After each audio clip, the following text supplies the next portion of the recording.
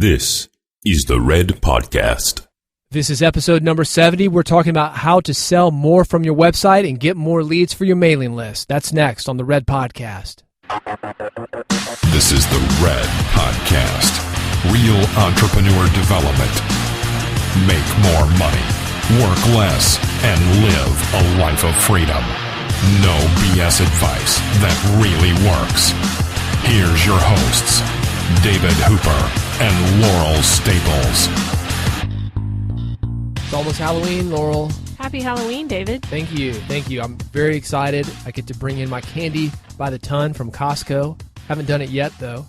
I did get you a Reese's pumpkin at the store the other day. They had one left, and I snagged it for you. One. Well, thank you for your generosity, Laurel. Oh, yeah. It was delicious. Those peanut butter eggs. Yeah, It's a pumpkin, not an egg. Easter, it's an egg. That's exactly what I'm going to get these kids. I hope nobody's got peanut butter allergies. Oh, I'm sure they all do. They all do. These kids are wimps, man. These days. When I was a kid, we took everything. I hated the women who would give us like apples, though. There's always some like old lady, and she's trying to be healthy. So I try to get good candy to balance that out. I lived in a neighborhood with 200 houses and very little traffic, and I would see kids running from door to door without like a pumpkin or a cauldron or something to put the candy in and just eat all the candy that they got from one house and then move to the next house and eat all the candy and keep stuffing the wrappers in their pocket. I have the feeling that they did not feel good the next day. No, that would feel awful. I guess she had some kind of spreadsheet or something. That sounds like me. She would have like the Reese's, the Snickers bars, the Baby Ruths, and she would count them down and mark them off. And she was very, very disciplined for like a second grader. Oh my God, those were the best though. You got to savor them. Well, we'll see what happens the day after Halloween because we are buying a ton of candy. Because we didn't really have Halloween last year. No, it rained. It rained. It was like a monsoon came through. So this will be really the first one we do in our new house. This is the Red Podcast. Red stands for Real Entrepreneur Development. We help you to build an audience, sell more products, and make more money. We're going to show you how to find the hidden money in your business. And Laurel, now that we're in the same room finally, in the red room, Laurel knows my lines, and she's like lip syncing. I'm trying to make you laugh. All right, well, speak the rest of it. This podcast, it's not about fads. It's not about hacks. It's not about tricks. It's really about implementing strategies that really work for you to make income, to expand your business, and to live life on your own terms. Is that pretty close to what you always say, David? Pretty close. There's a book, and it's called Boost E-commerce Sales and Make More Money. I found out about it just a couple days ago. 300 Tips to Increase Conversion Rates and Generate Leads. It's by Alex Harris. Bought it right away. Well, it's 300 tips to increase conversion rates and generate leads. So if you have an e-commerce business or if you're trying to sell anything online, this is going to have some helpful tips in it for you. You want to sell more on your website. You want to get more leads on your website. So even if you're not selling something, this book will help you. It's all about conversion. It's all about having a better shopping cart, a more effective one, and getting people over to it and making those people take out their credit cards, type in the number, and buy something from you. As Laurel mentioned, there's 300 tips to increase conversion rates and generate leads in this book. And we're not trying to summarize the book. We just want to talk about some of the big ideas. But go check it out. Boost E-commerce Sales and Make More Money by Alex Harris is the name. One of the things that he said that really resonated with me, and this is something that I help my clients with, is the DOT method. I call it the do one thing. You call it something slightly different, David. I call it TOT, the one thing. The one thing. Either way, it's one thing. And this is something when people come to your website, you want to make it really clear what is the one thing you want people to do. And I say whether that's your website, whether it's the emails you send out to your list, whatever that is, what is the one thing you want them to do? Watch a video, click on a link, sign up for your newsletter. And he talks about that in his book.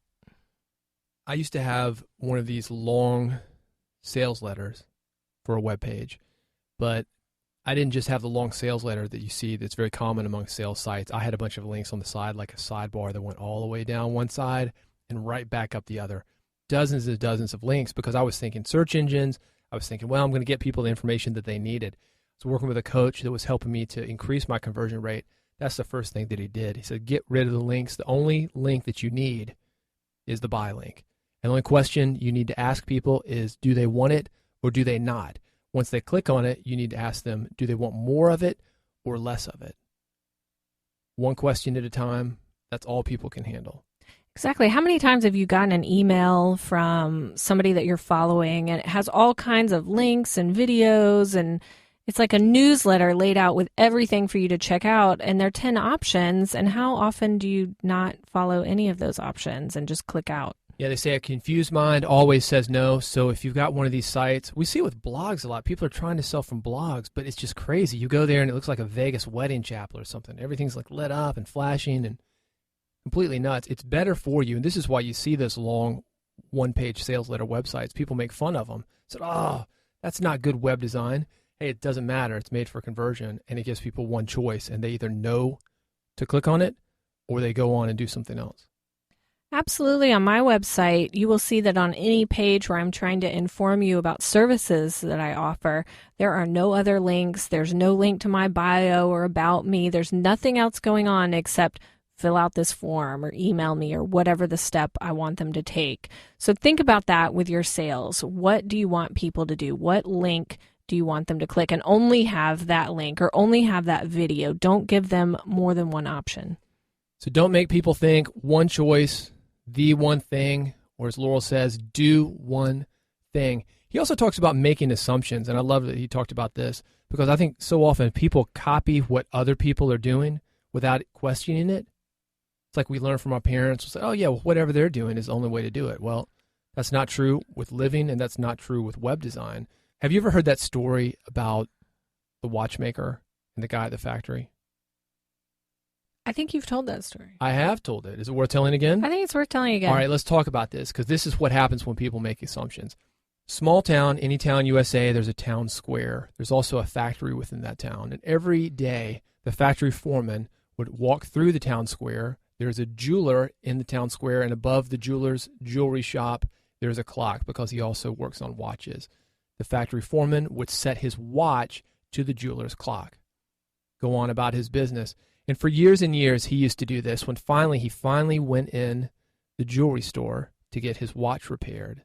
And they started talking, and he says, I'm the factory foreman. And the jewelry guy says, oh, I love that factory. Every day I set my clock to the whistle. When it blows, that's how I know it's 5 o'clock. That's how I know to set my clock. That's how I keep on track. And the factory worker says, he said, that's funny because every time I come by your store on the way to work, I set my watch to your clock above your jewelry store, and that's how I know what time it is, and that's how I know when to blow the whistle. So the point is, these two were looking at each other, but neither one of them really knew what was going on, and that happens so often in web design. It happens in podcasting. We hear it all the time. People think, oh, you need to do this because it's working for this guy, but they don't question it at all. I wonder in that town when the sun's setting at 2 p.m. if they would catch on. Well, that's the point. It could have happened. They could have been an hour or two off. Who knows? Yep. Because every day the whole town is operating to this thing. And maybe they're on third shift, on second shift, first shift. Who knows? Over the years, it's a few minutes off every day. Well, that can cause big problems. And that's exactly what happens with podcasting and web design, anything that you do. It's always good not to have assumptions and to check those things out yourself. Because even if it works for somebody else, it might not work for you. It reminds me when I was at Vanderbilt and I was a freshman and I was an engineer, so I had to take chemistry, and I was terrible at chemistry. For some reason, it just didn't click with me. And there was this girl that sat beside me, and later I figured out that she would always sit beside me during tests, and she was actually cheating off my test. And I didn't know that at the time, but she told me later on, which Vanderbilt does not like that, by the way. But anyway, she was cheating off the wrong test. She just saw me, thought I knew what I was doing, and started copying my answers. She was making an assumption that I was making good grades and that I knew what I was doing, which was a mistake. So I wasn't doing well, and I'm guessing that because she was copying my answers, she wasn't doing too well. To this day, I find people that come to my website and have actually taken the copy off my website and used it as their own, but they don't know if it's working for me or not. They've never asked. They don't have any metrics on me. And I think you have to look at it a different way. Like, who are you copying? How do you know that what they're doing is working? So like you, David, said, I mean, you have to track things. You have to test things for yourself, because even if it works for somebody, that doesn't mean it's necessarily going to work for you. Yeah, I've seen it happen all the time. People have stolen my copy all the time. And sometimes it's a good move. sometimes it's not a good move. But even if it's worked for me, sometimes they don't know why it worked and they can't get it to work for them. So never make assumptions, always test things. I think that's one of the great things from this book. Again, the book, Boost E-commerce Sales and Make More Money. Alex Harris is the author. He talks too about understanding keywords and jargon. Another thing we've talked about here before. If you're going to go into a market, you better know how they talk. And the example I'll give for this is I worked many, many years in the music industry. The way I got there was because I was a musician. So I knew how to talk to musicians. I knew the culture of musicians. I knew what it's like to go try out for a band, do a load in, load out, perform a gig. I could talk to these guys in a way that would be impossible for other people who hadn't been in the position that I had been in. So over the years, I saw people come into the market. They said, oh, musicians are great. They're all hungry. They all want to make it. They've all got money. They're all willing to spend it. But these guys would fail time and time again. And we see that happen all the time. So you've got to get good with the jargon. You've got to get good with culture. So you've got to get good with their needs, talking to them in the way they want to be talked to. They say that one of the best ways to write copy, like write sales copy or sell to people, is to describe their problem that they have better than they can describe it. And when you understand the way people are talking and the jargon that they use and how they're describing their problems, you're really going to be able to convert them and bring them over to your site and selling your products better. Yeah, you got to get in there, know what their pain is, and make sure that they think you're an insider who really understands it. Have you ever seen like a spy movie or something? You know, there's actually a true story. We sent a guy in, the United States did, Nazi undercover spy. The way they busted him? How? The way he used his fork. Ah. They could see that he handled his fork and his silverware differently than they did. So it's little bitty things that can give you away. And a good way to understand how people are talking about your niche, in your niche, keywords, jargon, all that kind of stuff, is to go to Amazon. Read reviews, read how people are talking about these things. Also look at forums where people are talking about these things. Don't be so high level that you really don't know what your customers are wanting and needing and discussing. And dumb it down where you can.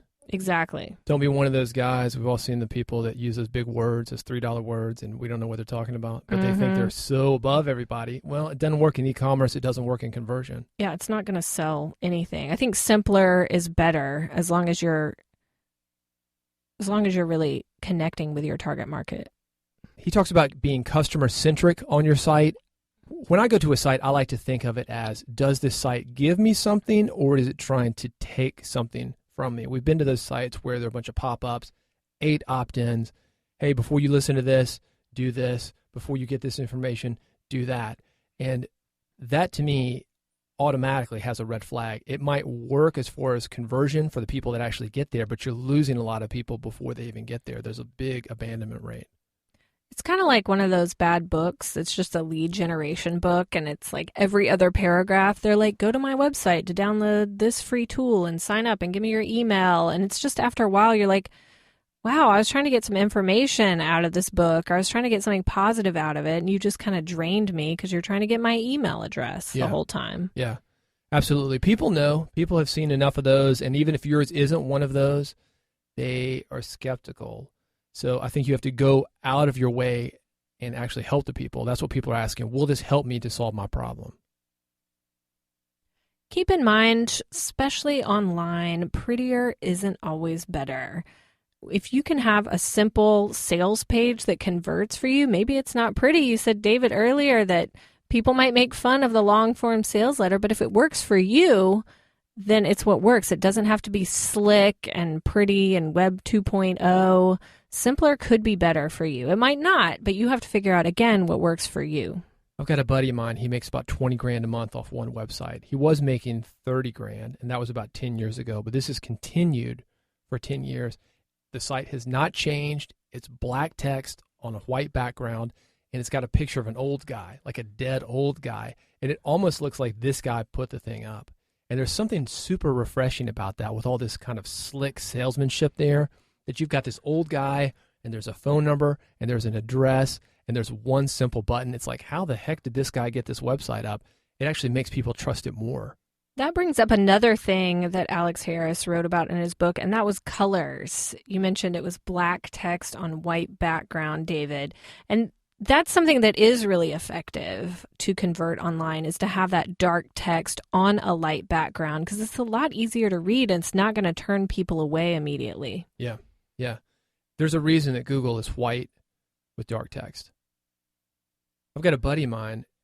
I couldn't believe he did this. He's kind of, let's say he's got a bad reputation. Newspapers have been going after him. He's in the pharmaceutical business, so there's a lot of people that just really don't like him.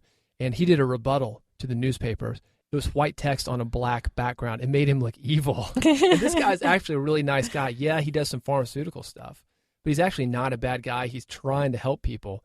But I told him, I said, man, that alone is going to make people think you're worse than you are. Mm-hmm. And you need all the help you can get. Color matters a lot.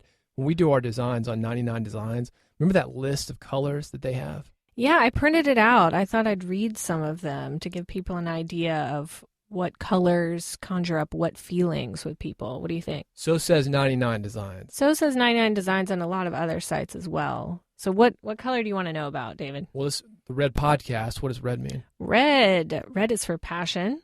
Check. Got it. Anger.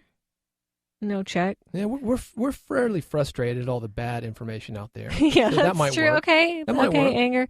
Love. Yeah. Check. Got it. We love you guys. Danger. Danger, your business is about to explode. So, okay, give me another color. Brown. Brown, not on here. Yeah, that's because you don't want to use brown. Don't use brown. Well, the most popular color in logos in big companies, blue. Blue. Blue is knowledge, trust, tranquility, calm, peace, and cool. Colors matter. If you went to The Art of Manliness, do you know that blog? I do. There's no pink on that blog. No. But if you went to another, The Art of Womanliness, there might be pink. Speaking of colors and speaking of women, we saw a woman on Shark Tank called Red Dress Boutique. This is a great tie-in to the next thing that I wanted to talk about, which is building a relationship with people. This woman had a relationship with her clients, and she grew this business to, $8 million a year? She was making $12 million a year. She was making $1 million a month. $1 million a month. reddressboutique.com if you want to see how she's doing it. But she would actually communicate with her customers via Pinterest, via Twitter, via Instagram, all sorts of social media, get feedback, and that's how she would figure out what to buy. But it's Red Dress Boutique. I thought that was really interesting because you know about Little Black Dress. Mm-hmm. So that would have given a completely different vibe. She's built this relationship. That's one of the things recommended in this book, building that relationship, bringing your personality in too. And she had an interesting personality. She did. She was interesting. She wasn't the pink dress boutique. I just want to point that out. Yeah, we're not the pink podcast either. You know who else has an interesting personality is Bob Parsons, CEO of GoDaddy. So interesting that I don't host anything on GoDaddy. I can't stand the guy, but a lot of people really like him. And I think bringing your personality in, there's always that danger. Some people are going to love you, some people not. But the people who love you really, really love you. But that's the kind of relationship that brings people back in to what you're doing. Everybody more or less has a website. Design more or less looks kind of the same. It's just text. It's just graphics. It's just colors or a combination of that.